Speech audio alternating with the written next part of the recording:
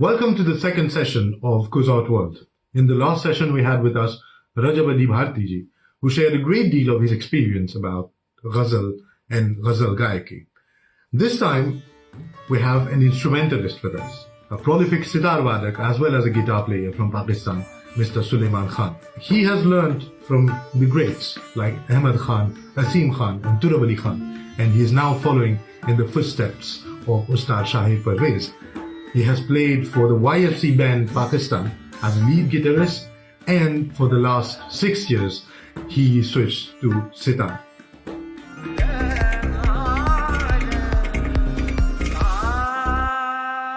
Is it advisable to learn multiple instruments? या फिर एक ही को लेकर विस्तार से जैसे कहते हैं at length उसके साथ प्रैक्टिस किया जाए? जी, मैं आपका क्वेश्चन समझ गया। लिहाजा इसके लिए कि आपने बिल्कुल ठीक फरमाया जो आपके हाथ की तैयारी। मैं इसके लिए ये कहूँगा कि जो तबले का इल्म है वो थ्योरेटिकल भी हमारा हो जाता है अगर हम तबला प्लेयर नहीं। जैसे हमें तबला बजाना नहीं आता लेकिन कायदे जोड़े और उठान चक्करदार सब कुछ उसका इल्म होना जरूरी है। एक दफा मैं एक रिकॉर्डिंग करता था तो शायद परवेज साहब बजा रहे, तो उन्होंने तिहाई सितार पे बजाई और बोला हमेशा तबले वाला हमारा बजाता है, कभी हम भी तो सितार पे तबले का बजाएं। लिहाजा ये था। मैं ये कहूँगा कि आप सब साजों के अंदर बेहतरीन नहीं हो सकते। आपके अंदर म्यूजिक सिमिलर हो सकता है, म्यूजिक सेम होता है, लेकिन उसको बताने का अंग आपका फर्क होता है उस साज से रिलेटेड जिसको आप ज्यादा टाइम देते हैं, क्योंकि टाइम मेजरमेंट्स भी होती है। अगर हम सही रियाज के बारे में देखें तो कुछ घंटे पता भी नहीं चलता कब गुजर के, हाथ गर्म होते हुए 2-3 घंटे गुजर जाते हैं। उसके बाद जब हाथ गर्म होता है उसके बाद आप करते जाते हैं, फिर आपका माइंड क्रिएटिविटी शो करता है, क्योंकि हाथ चल रहा होता है तो क्रिएटिविटी आ रही है। वो क्रिएटिविटी और हाथ चलने का संबंध आपस में कैसे बनता है, आपकी लय ठीक होती है तो बॉडी रिस्पॉन्ड करती है। आपको पता है 3 तलब खत्म होने वाला है, आखिरी विभाग चल रहा है जो कि 13 से 16 तक है।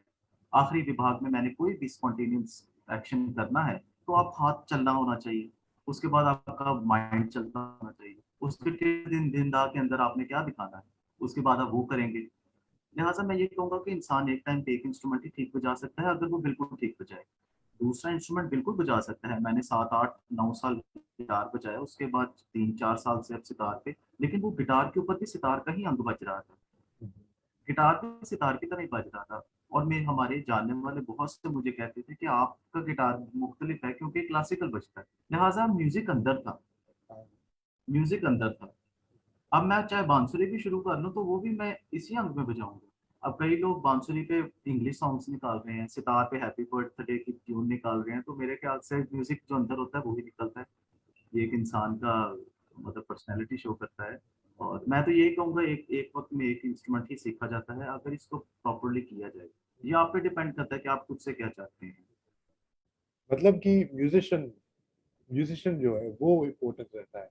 इंस्ट्रूमेंट कोई भी हो, म्यूजिशियन का ही की ही आवाज जो आपके अंदर होता है वो बाहर आता है। ये तो एक साज तो एक बस वो जरिया है हमारे इमोशंस बताने के लिए। वो आप बांसुरी के जरिए बता दें, वो सितार के जरिए बता दें, जिस पे भी आपको शौक है। तो इस सवाल के जवाब में आपने मेंशन किया उस्ताद Shahid Parvez, whom you consider your idol, right?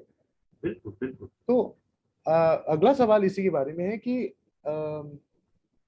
एक आइडल का होना कितना कितना महत्वपूर्ण है, कितना जरूरी है, और उसमें क्या लिमिटेशंस आ जाते हैं? आपको इसका जवाब ये देना चाहूंगा कि आइडल का होना सबसे पहले बहुत जरूरी है, क्योंकि जब आप किसी को फॉलो करते हो तो आपको यकीनन उसके फॉलो इंसान तभी करता है। असल में आइडल को किसी को देखने से पहले ही इंसान उसको फॉलो करता है, इसीलिए वो उसके साथ जुड़ता है। मैं ये मानता हूँ आपको फॉलो करने की जरूरत नहीं, आप जुड़े होते हैं, आप जुड़ते ही फॉलो करते हैं। वो आपको पता नहीं होता लेकिन आप जुड़ चुके होते हैं, इसीलिए तो आइडल चुना जाता है। सब लोग आपके आइडल नहीं होते, सिर्फ कुछ लोग, 1-2 लोग। लिहाजा इसका जो बेनिफिट है और जो इसका नुकसान है मैं दोनों बताऊंगा। इसका जो बेनिफिट मैं ये समझता हूँ कि आप एक आइडल इंसान उसी के साथ जुड़ता है जिसके साथ उसका मिजाज मिलता है, जिसकी तरह वो सोचता है या जिसकी तरह वो सोचना चाहता है। लिहाजा अ, आप किसी को देखते हैं और उसकी तरह बजाते हैं या गाते हैं, इट मीन्स आप उसके स्टाइल को, उसके जिस तरीके से वो म्यूजिक को अपनी जिंदगी में लेता है उस तरीके से करना की कोशिश करते हैं, तो ये बहुत अच्छी बात है। ये संगीत को शुरू करने के लिए, डायरेक्शन देने के लिए बहुत खूबसूरत बात है। अब इसकी लिमिटेशंस बताता हूँ। इसकी ये है कि किसी आइडल को फॉलो करते हो तब ज्यादातर लोग ऐसा करते हैं कि उसे कॉपी करना शुरू हो जाए, ये बहुत गलत है। हम उसे कॉपी नहीं करेंगे। जब भी आप कभी किसी को कॉपी करते हो तो लोग आपको क्यों सुनेंगे, वो फिर ओरिजिनल को सुन ले। वो कॉपी क्यों सुनना चाहेंगे, बिल्कुल। वो क्यों ना जाके ओरिजिनल को सुने। ठीक है ना। लिहाजा कॉपी नहीं करना किसी चीज को, अलग करने। और कई लोग ऐसा करते हैं कि अलग करने की कोशिश करते हैं, अलग करने की कोशिश नहीं करते। अलग हो, क्योंकि आप इंसान अलग है, डिफरेंट इंसान पे वेरी करता है। आप इसकी लिमिटेशंस ये है कि कॉपी नहीं करना। लोग कॉपी करना शुरू हो जाते हैं, ऐसे नहीं करना, उसको फॉलो करना है।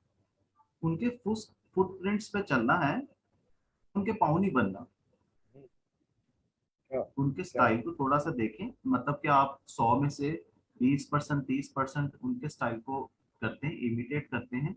उसके बाद आप उसे 80% 70% अपना देते हैं और फिर बनता है वो बात। ज्यादातर ऐसा ही होता है, वरना आपका म्यूजिक हमेशा प्रैक्टिस बेस्ड रह जाएगा। क्लासिकल में ऐसा होता नहीं। क्लासिकल में जो स्टेज पे है वही है, हमें खुद नहीं पता होता हमने क्या करना है। लेकिन जब तक अपना अंग नहीं होगा तब तक इतना बच नहीं पाएगा। देखें, बिना लिरिक्स के हम इतनी देर तक सिर्फ राग विस्तार कर रहे हैं, घंटा 2 घंटा, तो वो प्रैक्टिस पे हो नहीं सकता।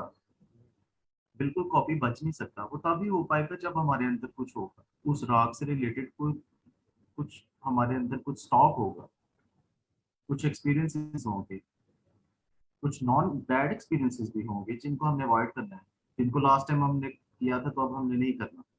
लिहाजा वो इंसान की एक अपनी पर्सनैलिटी से बनता है। आपने किसी को कॉपी नहीं करना, आइडल को कॉपी नहीं करते, हमेशा फॉलो करते हैं। फॉलो करेंगे तो पॉजिटिव वेज हैं, कॉपी करेंगे तो नेगेटिव वेज। आपने एक बहुत ही उम्दा बात कही कि कभी-कभी लिरिक्स के बिना राग विस्तार करते करते घंटों बीत जाते हैं।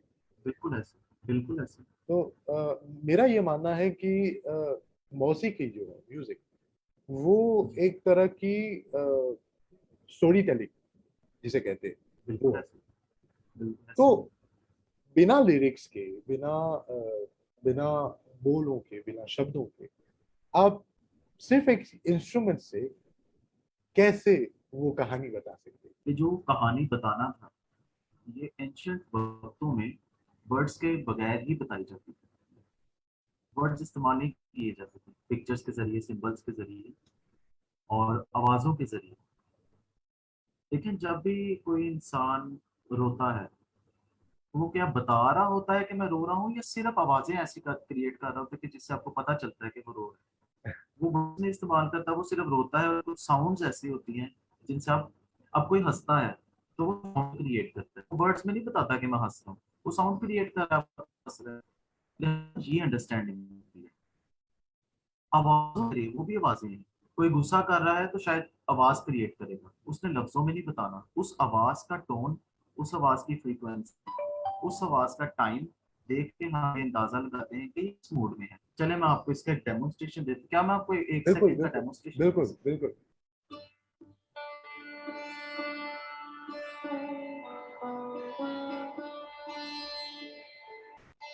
अब आप देखें कि आप किसी से इल्तिजा कर रहे हैं, आप उसको, एक इल्तिजा हमेशा एक दफा नहीं होती, बार बार कहते हैं। जैसे आप किसी को रोक रहे हैं तो आप उसे एक दफा नहीं कहते कि रुक जाओ, आप उसे मल्टीपल टाइम्स कहते हैं। जिसे हम कहते हैं कि आप किसी का तरला डाल रहे हैं, इंसिस्ट कर रहे हैं ना।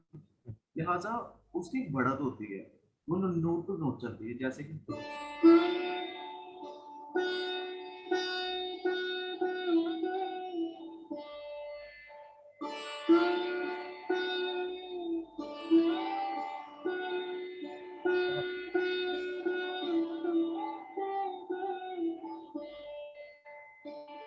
अब आपकी सिफारिश करने के लिए कोई भी आता है,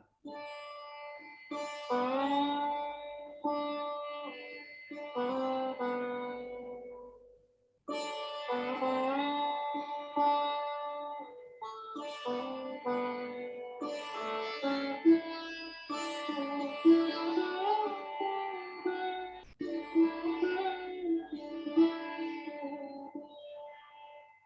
इसका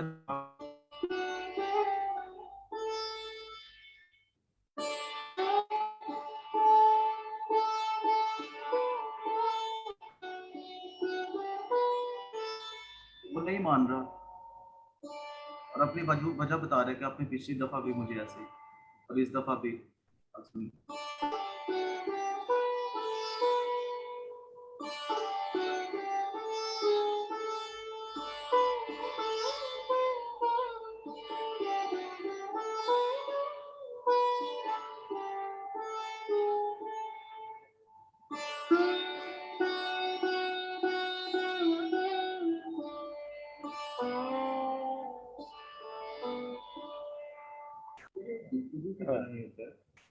ये वैसे असल में म्यूजिक इतने घंटों से हो भी नहीं सकता जब तक एक स्टोरी टेलिंग ना हो।